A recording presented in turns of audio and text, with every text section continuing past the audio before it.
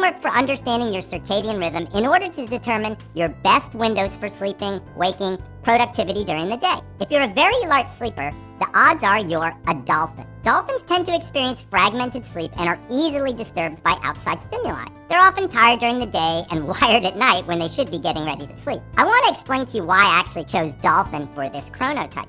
A lot of people don't know this, but dolphins sleep unihemispherically, meaning only half of their brain is asleep while the other half is awake looking for predators.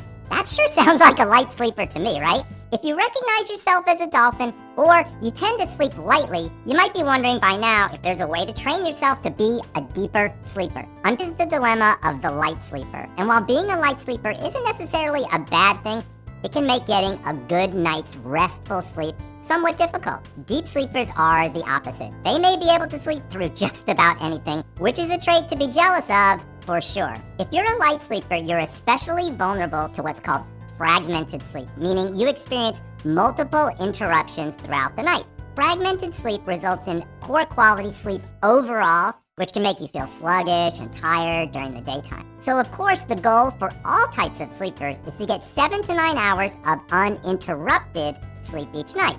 In fact, one study found that people who generate more sleep spindles during the night can sleep through potential noise interruptions better than people who can't. Because light sleepers may spend less time in non-REM sleep than heavy sleepers do, they would naturally produce fewer sleep spindles, making them more likely to experience nighttime disturbances. The bottom line seems to be that the brains of light sleepers are actually wired differently. Now, one thing to mention is how light sleepers fit within our 4 chronotypes framework that allows you enough time to experience quality rest across all 4 stages of sleep.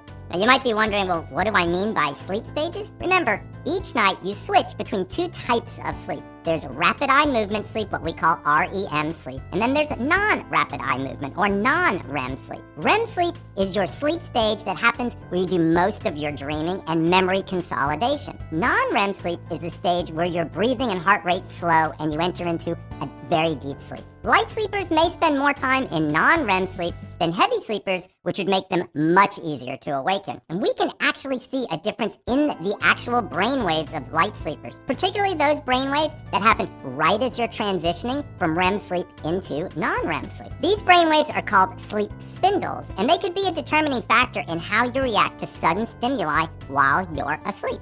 And number 4, don't nap too late in the day.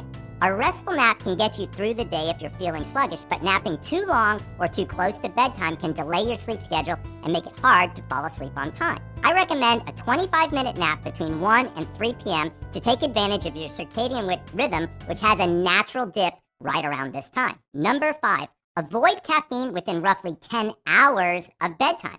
This is likely to have an effect on your overall ability to fall asleep or stay asleep, so you don't want to add any extra stuff to make your sleep even lighter.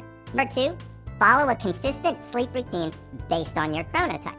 By going to bed at the same time each night and waking up at the same time every morning, you're helping your body adapt to your sleep schedule. This allows your body to anticipate when it's time to settle down for the night. Number 3, improve your sleep hygiene. A consistent sleep schedule is actually part of a good sleep hygiene routine. Sleep hygiene is the term used to describe the nighttime habits that get you set for bed. Things like avoiding large meals at night, turning off electronic devices, and doing calming activities, including a bath or meditation, are all part of good sleep hygiene. Unfortunately, my answer for you is no. Light sleepers and heavy sleepers are, in fact, born that way. However, there are some things that you can do. So what can a light sleeper do to get better sleep since you can't change the fact that you're a light sleeper? I've got several suggestions that can help you get the sleep that you need and deserve. Number 1, reduce background noise and light. Remember, eye masks, earplugs are simple, accessible ways to block out light and noise that might disturb you. And you can even try blackout curtains to cut down on light from the outside. If you find that some ambient noise does help you drift off, I suggest a noise machine. There are all kinds. There's white, there's pink, there's brown, there's green, all kinds of good stuff. These are designed to drown out intrusive noises while playing soothing sounds to help you drift off peacefully. Number 6, add exercise to your daily routine.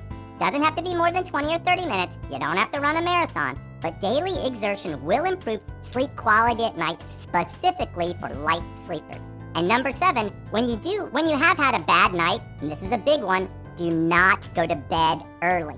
This is one of the biggest mistakes that all light sleepers make. And by the way, I have some great tips for setting a bedtime routine and why a proper routine is my #1 key to getting better sleep.